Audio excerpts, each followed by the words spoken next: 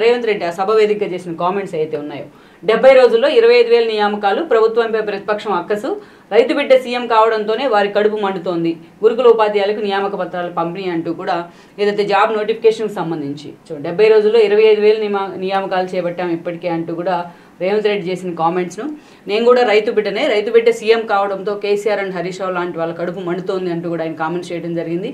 అధికార పార్టీ తప్పుల్ని ఎప్పుడు కూడా హైలైట్ చేయాల్సిన బాధ్యత ప్రతిపక్షం మీదే ఉంటుంది వాచ్ డాగ్స్ హోదాలు. కానీ ఈ రోజున చూసినట్టయితే ప్రతిపక్షం అధికార పార్టీ కన్నా ఇంకా ఎక్కువగా అగ్రెసివ్గా ఓవర్ యాక్షన్ చేస్తుందన్న విమర్శలు కూడా వస్తున్నాయి. దాదాపు 70 రోజుల పాటు ఇంటికే పరిమితమైన కేసీఆర్ ఈరోజు కాళేశ్వరం మేడిగడ్డకు సంబంధించి నల్గొండ వేదికగా ఆయన చేసిన కామెంట్స్ కానీ ఒక ముఖ్యమంత్రి స్థాయిని వ్యక్తిని ఉద్దేశించి ఆయన చేసిన కామెంట్స్ కానీ గతంలో మనం చూసినట్లయితే కేటీఆర్ బిడ్డ మీద విమర్శలు చేసినప్పుడు రేవంత్ రెడ్డి చాలా ఎమోషనల్ అయ్యారు. కేటీఆర్ సోషల్ మీడియా వేదికగా టీఆర్ఎస్ శ్రేణులంతా కూడా ఆ రోజు రేవంత్ రెడ్డిని టార్గెట్ చేస్తూ మాట్లాడే తర్వాత దానికి రిగ్రెట్ కూడా అవుతూ రేవంత్ రెడ్డి మాట్లాడిన సందర్భం ఉంది. కానీ ఈరోజు అదే రేవంత్ రెడ్డిని పట్టుకొని వ్యక్తిగతంగా కేసీఆర్ అండ్ హరీష్ రావు లాంటి వాళ్ళు దాడి చేస్తున్న తీరు మాత్రం నిజంగానే తెలంగాణ సమాజంలో చర్చనీయాంశం అవుతూ వస్తుంది. సో రైతు బిడ్డ సీఎం అయ్యారందునే వాళ్ళ కడుపులో మంట పుడుతోందంటూ కూడా రేవంత్ రెడ్డి మాట్లాడారు. సో గురుకుల ఉపాధ్యాయులకు నియామక పత్రాలు కూడా పంపిణీ చేశారు ఆయన. ఈ అంశాలన్నీ